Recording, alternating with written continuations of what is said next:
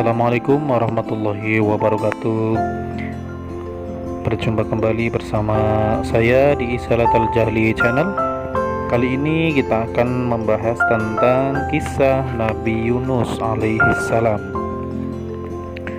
Nabi Yunus alaihissalam menyeru kaum Ninawa. Yunus bin Matta adalah seorang yang terkenal sangat soleh. Allah Ta'ala kemudian mengangkatnya menjadi seorang nabi.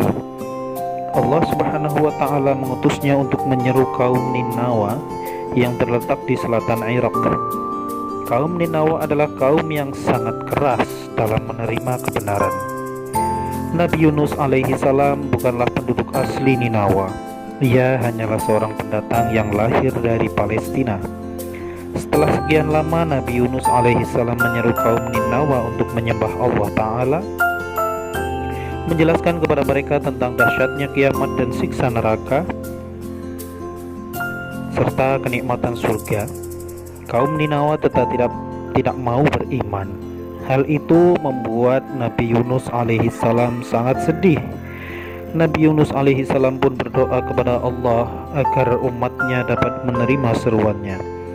Allah Subhanahu wa Ta'ala mewahyukan kepadanya agar Nabi Yunus alaihi salam terus berdakwah. Jika umatnya itu tetap membangkang, maka Allah akan menurunkan azab yang pedih bagi mereka. Nabi Yunus alaihi salam berniat akan pergi ke suatu tempat, namun sebelum pergi beliau kembali memperingatkan kepada kaumnya, "Wahai kaum Ninawa, jika kalian tetap teguh pada pendirian kalian yang salah dan tidak mau menerima ajaranku, maka sesungguhnya Allah Tuhanku yang Maha Kuasa akan menurunkan azab yang sangat pedih untuk kalian. Dengan demikian sebaiknya kalian segera bertaubat. Semoga Allah mengampuni kalian." Setelah memperingatkan mereka dengan perasaan sedih dan menyesal karena tidak berhasil menyeru mereka, Nabi Yunus alaihi salam melangkahkan kakinya meninggalkan daerah tempat kaum Ninawa tinggal. Taubatnya umat Nabi Yunus. Pada saat Nabi Yunus alaihi salam pergi, kaum Ninawa merasa senang karena tak ada lagi yang mengusik keyakinan mereka. Namun tak lama kemudian ucapan Nabi Yunus alaihi salam yang mereka ingkari tentang akan turunnya azab Allah telah terlihat tanda-tandanya. Mereka melihat mendung yang semakin tebal sehingga awan terlihat hitam. Daerah itu pun menjadi gelap gulita, seolah-olah hujan lebat akan datang. Keadaan yang gelap itu membuat mereka tak dapat melihat apapun yang ada di sekelilingnya, kecuali dengan bantuan api yang mereka buat. Keadaan itu berlangsung cukup lama. Akhirnya kaum yang keras kepala itu pun menyadari atas kesalahan mereka yang telah membangkang seruan Nabi Yunus. Setelah mereka mengakui kebenaran Nabi Yunus alaihi salam, mereka pun berusaha mencari Nabi Yunus alaihi salam. Namun usaha mereka sia-sia. Nabi Yunus telah pergi entah kemana.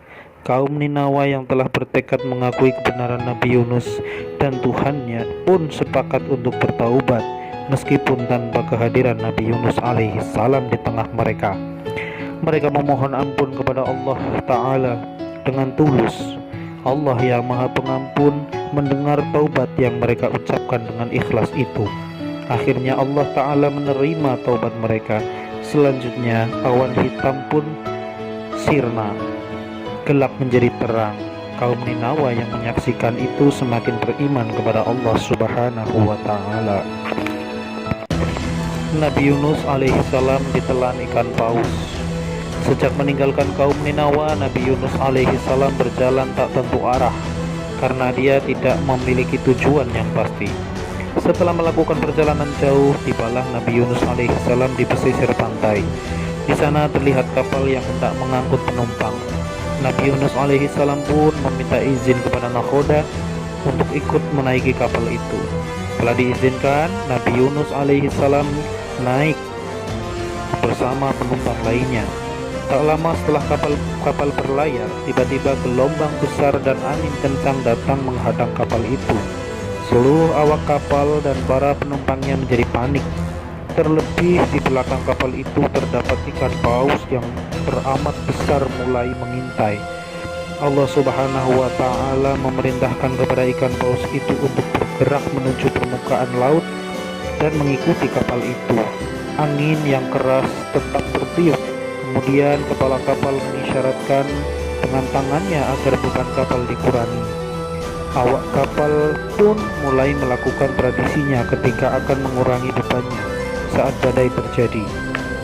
Mereka melakukan undian pada semua penumpang. Nabi Yunus alaihissalam terpaksa mengikuti undian itu. Nama beliau dimasukkan bersama nama penumpang lainnya.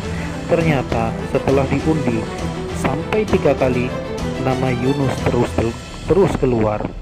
Nabi Yunus alaihissalam yakin ini adalah kehendak Allah Ta'ala.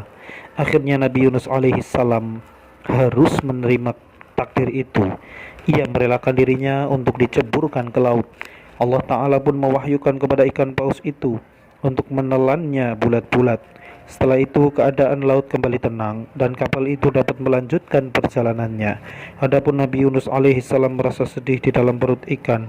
Ia pun berdoa kepada Allah Subhanahu wa Ta'ala dengan doa, La ilaha illa anta subhanaka inni kuntu minadh dhalimin. Tiada Tuhan yang wajib disembah kecuali Engkau. Maha suci Engkau ya Allah. Sesungguhnya aku termasuk golongan orang-orang yang zalim. Billahi taufiq wal hidayah. Assalamualaikum warahmatullahi wabarakatuh.